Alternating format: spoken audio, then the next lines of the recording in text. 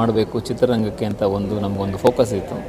ಆ ಒಂದು ದೃಷ್ಟಿನಲ್ಲಿ ಇವತ್ತು ನಾವು ಅವರ ಹೆಸರಲ್ಲಿ ಒಂದು ಪುಸ್ತಕ ಬಿಡುಗಡೆ ಮಾಡ್ತಾಯಿದ್ವಿ ಮತ್ತು ಕನ್ನಡ ಚಿತ್ರರಂಗದ ಉದಯೋನ್ಮುಖ ಬರಹಗಾರರು ಮತ್ತು ಮುಂಚೂಣಿಗೆ ಬರ್ತಾ ಇರತಕ್ಕಂಥ ನಿರ್ದೇಶಕರನ್ನ ಗುರುತಿಸಿ 2 ಪ್ರಶಸ್ತಿನ ಕೊಡ್ತಾಯಿದ್ದೀವಿ. ಒಂದು ಸಿ ವಿ ಶಿವಶಂಕರ್ ಪ್ರಶಸ್ತಿ ಉತ್ತಮ ನಿರ್ದೇಶಕ ಮತ್ತು ಉತ್ತಮ ಬರಹಗಾರ ಅಂತ. ಉತ್ತಮ ಬರಹಗಾರ ಬಂದು ಕವಿರಾಜು ಅವ್ರಿಗೆ ನಾವು ಕೊಡ್ತಾಯಿದ್ದೀವಿ ಇವತ್ತು, ಮತ್ತು ಉತ್ತಮ ನಿರ್ದೇಶಕ ಬಂದು ಶಾಕಾಹಾರಿ ಚಿತ್ರದ ನಮ್ಮ ಸಂದೀಪ್ ಸುಂಕದ ಕೊಡ್ತಾಯಿದ್ದೀವಿ. ಮೂಲತಃ ನಮ್ಮ ತಂದೆಯವರು ಯಾವಾಗಲೂ ಕನ್ನಡ ಪ್ರೇಮಿ ಮತ್ತು ಕನ್ನಡ ಚಿತ್ರರಂಗಕ್ಕೆ ಬಹಳಷ್ಟು ದುಡಿದಂಥ ವ್ಯಕ್ತಿ. ಸುಮಾರು 65 ವರ್ಷ ಅವರು ಕನ್ನಡ ಚಿತ್ರರಂಗಕ್ಕೆ ಸೇವೆ ಸಲ್ಲಿಸಿದರು.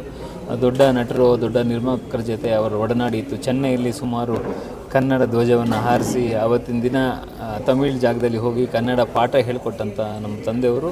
ಅವ್ರು ಯಾವಾಗಲೂ ಕನ್ನಡ ಚಿತ್ರರಂಗ ಒಂದು ದೊಡ್ಡ ಇತಿಹಾಸ ಇರುವಂಥ ಚಿತ್ರರಂಗ, ಅದಕ್ಕೆ ಬರೀ ಇತಿಹಾಸ ಆಗಬಾರ್ದು, ಅದೊಂದು ದೊಡ್ಡ ಕೋಟೆ ಆಗಬೇಕು, ದೊಡ್ಡ ಅರಮನೆ ಆಗಬೇಕು ಅಂತ ಒಂದು ಕನಸು ಕಂಡಿದ್ದರು.